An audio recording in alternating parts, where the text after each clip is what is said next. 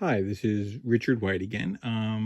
About a year and a half ago, I made a video kind of showing my tying room, and now that I'm retired, I've been modifying it and reorganizing it as I go. And so I'll give people a little tour and hopefully some tips here that might be useful to others. So, vests and sling packs all hanging on the back of my door.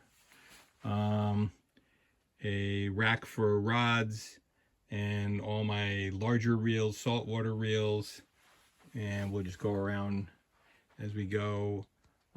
So books, fly boxes, way too many fly boxes. Um, Obvious things like insect repellent. I've gone a little crazy with the label makers, so finally have almost everything labeled so that I can find what I'm looking for when I need it. So one area has tying books, the other has wildlife books, wall rack for rods, another rack for rods and other large reels, a stack here for leaders and markers and some spinning gear, but again, finally everything labeled. Now, two different desks that are set up in an L shape, which is very convenient because I tie mostly at this station. As you can see, it's the messy one, but I can rotate over to do other work here.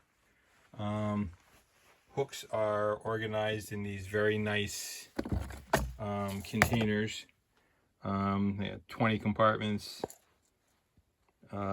Everything again with label makers, so I know what is where.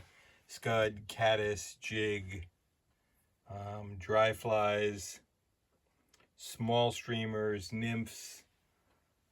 Up here, saltwater hooks, large streamer hooks. I have an overflow container.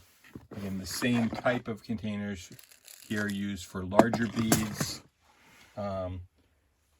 All my dubbing dispensers are in here. Main tying desk. Obviously a magnifier that has its own light. Bright light that I can bring right over my main tying vise. Here I can set up to film. From here I have my computer there so I can actually see what I'm filming. Lots of spools, lots of storage for spools. Again, organized by type, so I have wires, I have silk threads. So up top were bulk wires. These are smaller spools of wire. Tying threads, tinsels. One of the things I've discovered that is really useful is lots and lots of bobbin holders. Much easier than constantly worrying about rethreading anything, and bobbin holders are about the cheapest piece of fly tying equipment you'll ever use. Now, this I have found from Craftmates is really handy.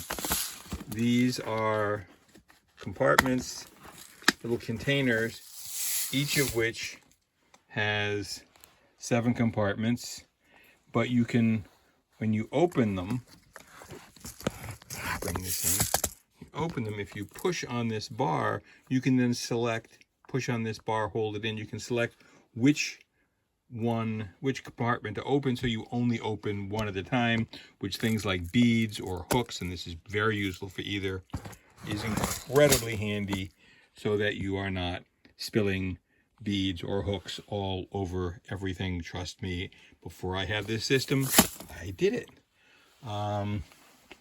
Now, these, so here I have organized, so foam bodies, eyes, bead chain, metal beads, and then the rest of this stack is all, so one stack just for feathers, another stack just for furs.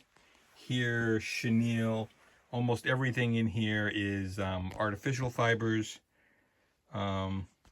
These are really handy containers. Let me pull one out, kind of show what they'll do for you. They all seal, and they're 12 by 12. They're from a company called Iris.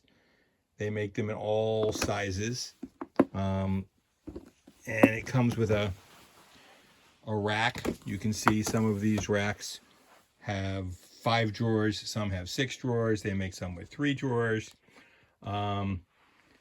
Very handy. They keep everything separate. The standard label maker labels fit on them beautifully well, so they're very easy to label. I have relabeled some of them several times. So various yarns, crystal string, embroidery floss. I've recently moved a lot of my dubbing that's not in dubbing containers into containers all organized by color. Again, organization is something new for me, and I'm still adjusting it. And these are really designed for holding photos, but most bags of dubbing fit in them very nicely. And now I can have everything strictly organized by color. No more having to paw through lots and lots and lots of bags to find the right one. So this one has in order black, gray, brown, tan, red, orange, purple, blue, green. I have another one for white and for olive, and then for blends that I've made myself. Over here I have a table for all kinds of other work, including taking photographs of flies. I have this very nice simple box that I, what's the name on that? Pulu's, which just something bought off of Amazon, very inexpensive. It has its own LED lights inside, so it gives good lighting. You can add extra light, as I have here, from above, so you can really highlight your flies for photographs if that's something you're into. Another thing I have recently purchased that's been very handy is it's a simple bladed coffee grinder, and I'm using it to mix my own dubbing, so I'm no longer doing all of that by hand. So underneath there, you can see I have in the back a waiter bag. I have over here, this is kind of the overflow area. So stripping baskets, extra containers for hooks, kind of oversized overflow for fly tying feathers. That one has a whole silver pheasant skin and pheasant tails. They're too long for the regular drawers that I've been using. Down on the bottom, mostly spinning gear. And one thing in here I would definitely, over here also I have two bags for reel storage, my label maker. One thing I would not recommend is this room already had a carpeted floor, which is nice in the basement because it keeps your feet warmer. But of course, as you can see, the mess on a carpeted floor, this needs to get vacuumed regularly. You can see exactly where I tie my flies by all the detritus from the tying of flies. Anyway, I hope this is handy for people. Things I've discovered as I do this, trying to have things I use regularly within easy reach. So if I sit here, I can reach over and grab hooks. I can grab whatever threads or wires I need, many of which I keep pre-spooled. I can reach over without getting up for the vast majority of my fly tying materials.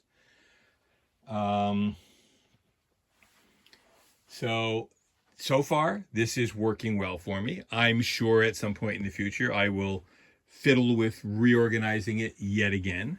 But again, I hope this is handy for people. If you have any questions about anything I've used, where I got it, or why you would or wouldn't use that, I would appreciate any comments you can make, any questions you have. If you want to subscribe to the channel, that would be wonderful too. I don't make any money off of this. This is just because I enjoy doing it, and I enjoy sharing, and then I enjoy the feedback I get from others. Thank you very much, and have a good day. Bye-bye.